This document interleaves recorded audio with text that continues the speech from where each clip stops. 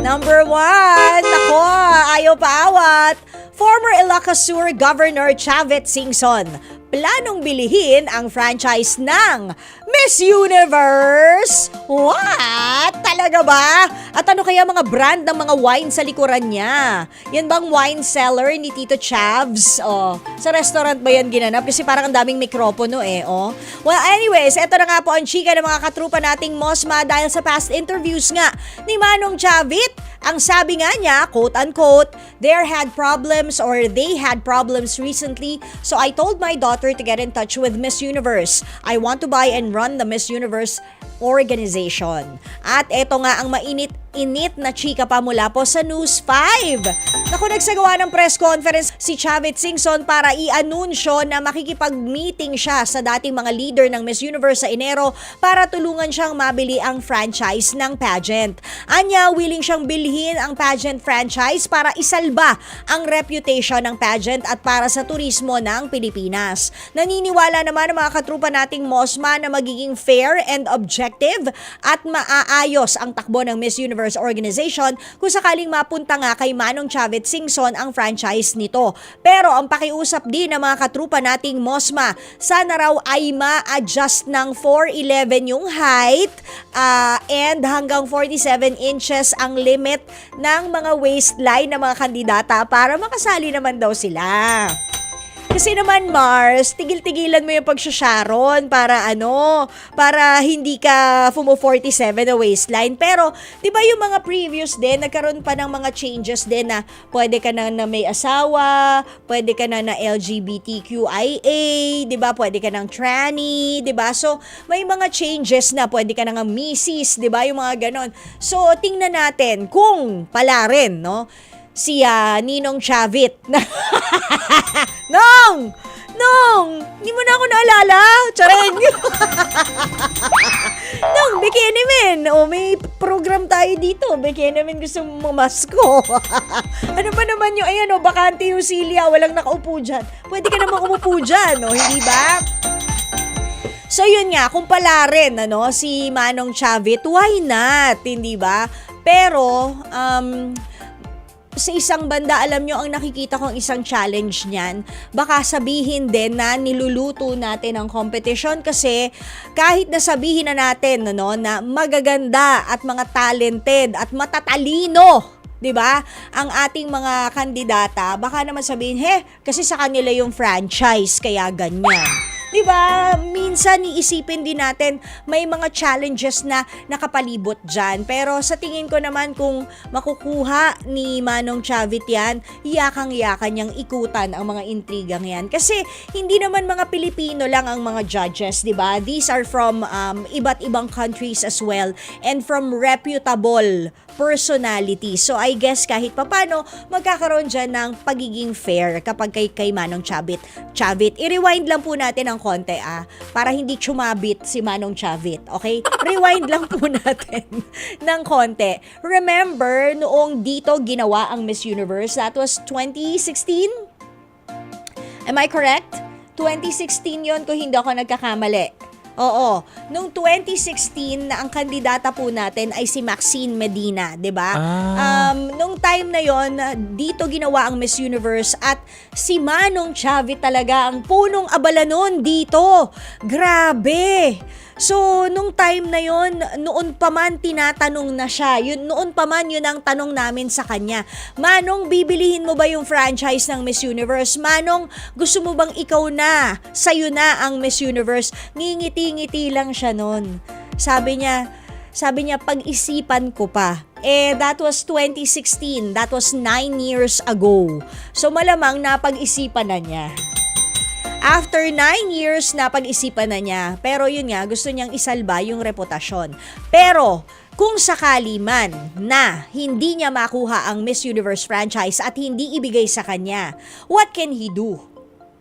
Kunin mo akong consultant, Manong. Kunin mo akong consultant. What can he do?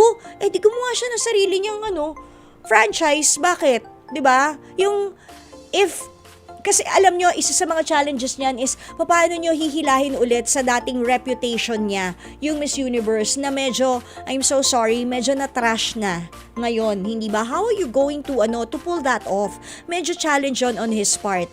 Whereas, kung gumawa na lang siya ng bagong franchise, call it something else, and B, kung kaya, mas bongga pa sa Miss Universe, I guess that would also work, right? So, ayun. Ikaw na bahala, Manong. Mura lang ang talent ko bilang consultant, huwag kang mag-alala. Mapag-uusapan yan, kahit cat food na lang po. Cat food ng yung mga tira-tira ng tigre mo, okay na po ako dun. Oo, grabe. Ano ba kinakain ng zebra? Ang bongga rin ng balwarte ni Manong Chavit sa Ilocos Sur. Anyways, dito na tayo sa ating Laila Chica Gora number 2. Kamusta naman? Si Coco Martin at Julia Montes nag-apply daw ng Schengen visa with 3 kids. Tatlo na ba anak nila? Nakatatlo na ba sila agad-agad? Naku, isa po ito sa pinagbubulong-bulungan na hindi ko talaga maintindihan kung bakit nagbubulungan na narinig pa ng iba. O baka naman nagpasapasahan ng bulungan. O baka naman napalakas talagang bulong kaya, ayun, narinig ng iba. So ito nga po ang pinagbubulungan ng mga katrupa nating Mosma matapos mabasa ang column ng kapatid nating si Therese Arceo ng Bandera. Nagsimula daw ang chikang ito ng may post mula sa Reddit tungkol sa kanilang Schengen visa application na may 3 dependent children. Ang sabi sa Reddit, quote-unquote, Coco and Julia recently applied for a Schengen visa and it turns out they didn't apply alone. Chismosang chismosa ang peg, di ba? They applied with 3 dependent children. This wasn't speculation. This wasn't fan math. This came straight from embassy side confirmation during the processing. Abay, chismoso rin naman itong naandun sa nag-e-embassy. Maritis ka. Uy, bad kayo. Di ba dapat confian? Kayo ha? Hindi rin mapigilan. Ay nako, masaya naman daw mga katrupa nating Mosma para kina Coco and Julia kahit iniintriga sila tungkol sa di umano ipagkakaroon ng mga anak. Pero di ba if they're together at legal age naman na si Julia, hana natin sila maging maligaya. Diba? Kapag nagkahiwalay, nalulungkot. Kapag maligaya nagsasama kung ano-anong binabato. Saan ba tayo talaga lulugar, mga Mosma, ha? Pero ang tanong ng mga katrupa nating Mosma, talagang pinakang importanteng tanong ay eto. Ano ba yan Schengen visa na yan? O parang ano ba yan? Pila sa 4-piece application, ganyan? O online loan? Loan doon? Loan dito? Ganyan? Yon ang tinatanong. Yung Schengen visa na yan. O sige, mga Mosma. Pag-explainin natin si Gemini. Gemini, what is a Schengen visa? Ay, English yun lalabas. Teka lang. Tagalogin natin. Teka lang Ayan. Kasi baka mag-English din ng Gemini. Gemini, ano ba yung Schengen visa? I'm here. How can I help you today? Ito naman, parang bingi. Ano yung Schengen visa, Gemini? Nag-iisip pa siya. Ang Schengen visa ay isang short stay visa na nagpapahintulot sa iyo na maglakbay sa 29 na bansa sa Europe, Schengen area, ng hanggang 70 araw sa loob ng 180-day period. Dahil sa kasunduang ito, wala ng border control sa pagitan ng mga bansang kasapi, kaya parang isang malaking bansa na lang ang nilalakbay mo. Pangunahing detalye. Saan pwede?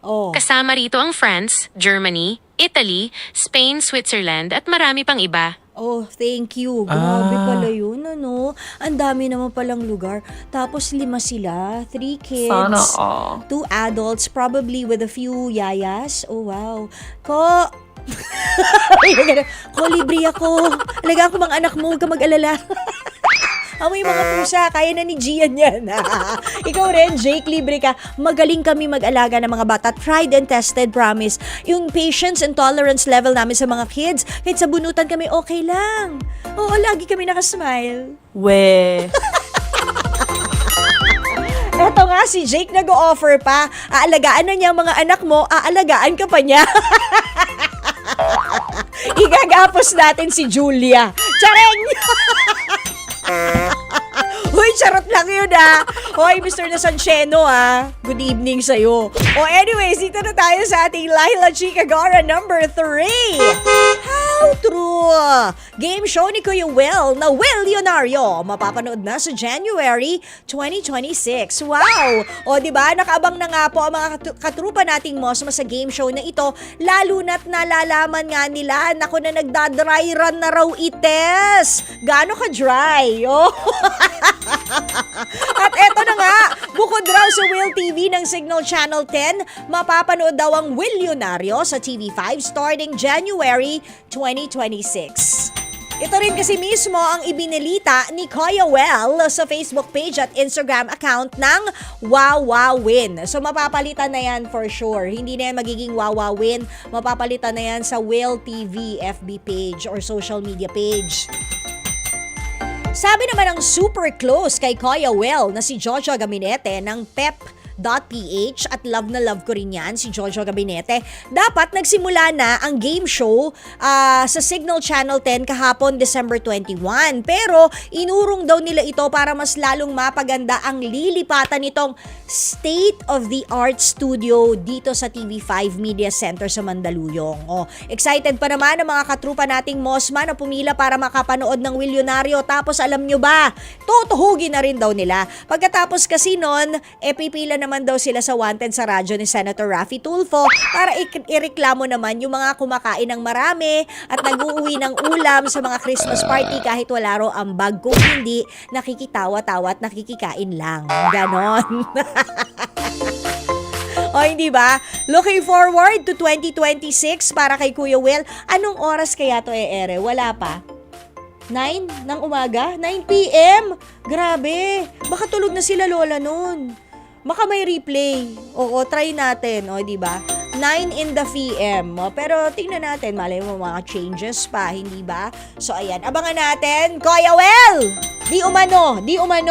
That is tentative, hindi pa yan final. 9 PM. So Kuya Well, artista na ako, ha? Ayan, ganyan. Karirin natin yan. Will Leonario, soon sa Signal and on TV5, okay? Mga kapatid! Dito tayo sa totoo. Yan yun yung boses. Pagbigyan nyo na, minsan lang naman yan. Siyempre, dito tayo sa True FM, hindi ba? Like, share, subscribe, follow ang ating mga social media accounts, ha? At True Network PH. Yun lang ang keyword na hahanapin nyo. TRUENETWORK PH. Like, share, follow, subscribe para bongga talagang level sa atin. Sa FB, sa IG, sa X na dating Twitter, sa YouTube and TikTok, pati na rin sa mga podcast.